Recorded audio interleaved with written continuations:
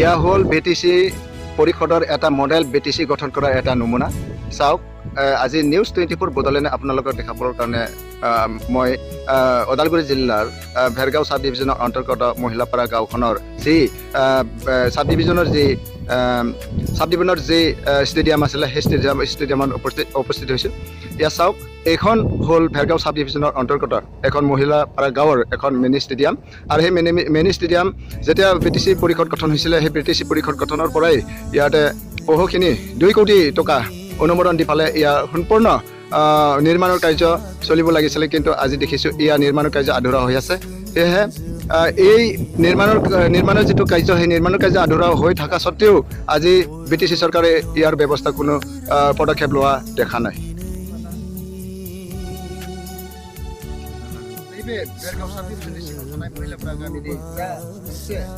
स्टेडियाम बे स्टेडियामाव दंफैयो आरो बे स्टेडियामा जेतियानोखि BTC सरकारा गठन जादोंमोन बा BTC सरकारा दाजादोंमोन बे समावनो मोनसे फोसावनाय दंमोन मोनफ्रोमबो जिल्लानि सिङाव थानाय महकुमा बे महकुमाफोराव स्टेडियाम खुंनायनि मोनसे बा स्टेडियाम लुफुंनायनि मोनसे थांखि लादोंमोन नाथाय दिनै 17 बोसोर जानाबो नैबे महिलापारायाव थानाय भेरगाव साब डिभिजननि सिङाव थानाय जा मैखोम ओनसोल भेरगाव साब डिभिजननि मैखोम ओनसोल बे मैखोम ओनसोलावनो बे स्टेडियामा जाफुङासै बे जाफुङैखौ जों नुनो मोनदों केमेरा पार्सन बिथांखौ दिन्थिनो थाखाय खावलायदों आं बे स्टेडियामनि हालोदखौ दिनै हाग्रा बंग्राजों बे स्टेडियामा दिनै बुंफबनानै दङ आरो फारसेथिं बे स्टेडियामनि गेजेरजोंनो दिनै BTC सरकारा दिनै बोसोरफ्रोमबो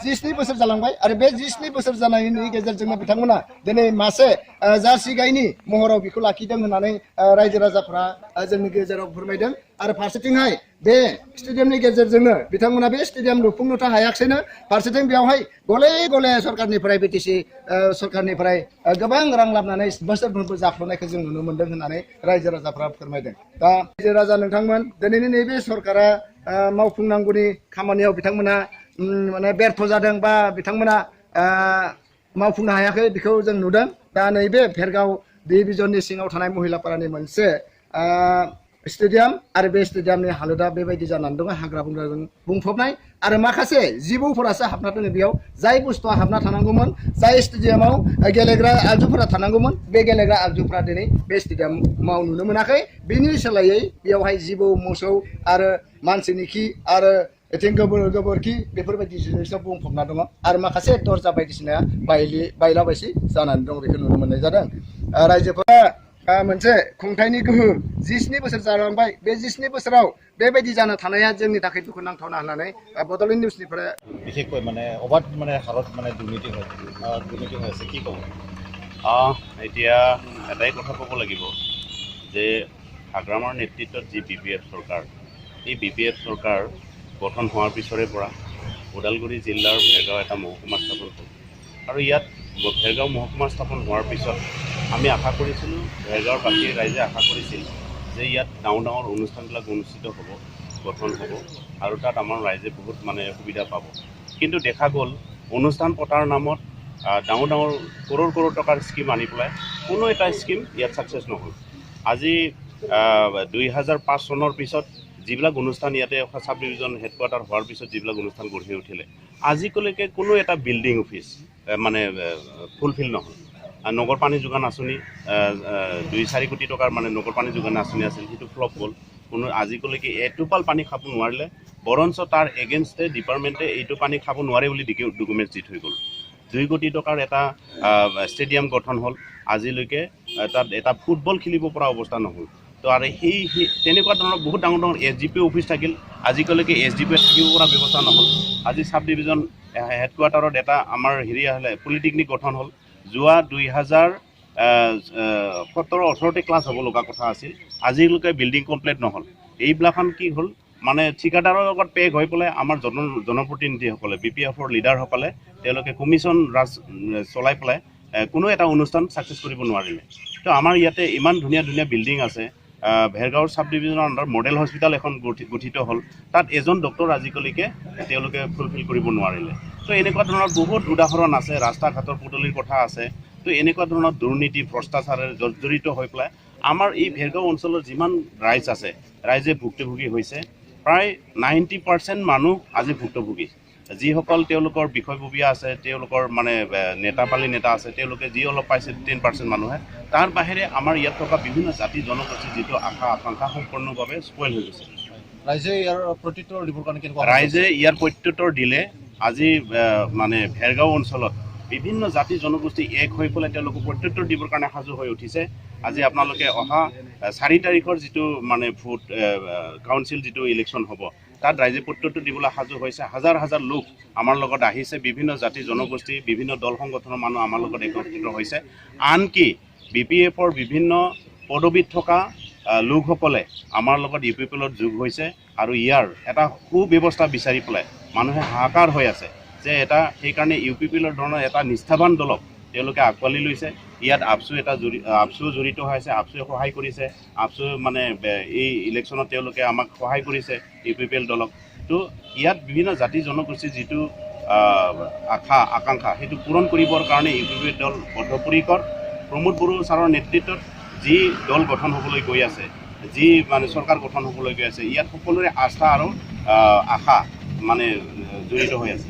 ক'ৰবাত নহয় ক'ৰবাত আধাৰশিলা যি ৰাজনীতি চলি আছে। হয়, আমাৰ ভেৰগাঁৱত এটা ইণ্টাৰেষ্টিং ঘটনা হৈছে কি, ভেৰগাঁও ব্লকৰ আণ্ডাৰত 850টা একশ্যন প্লানৰ মানে স্কিম দিয়া হৈছে।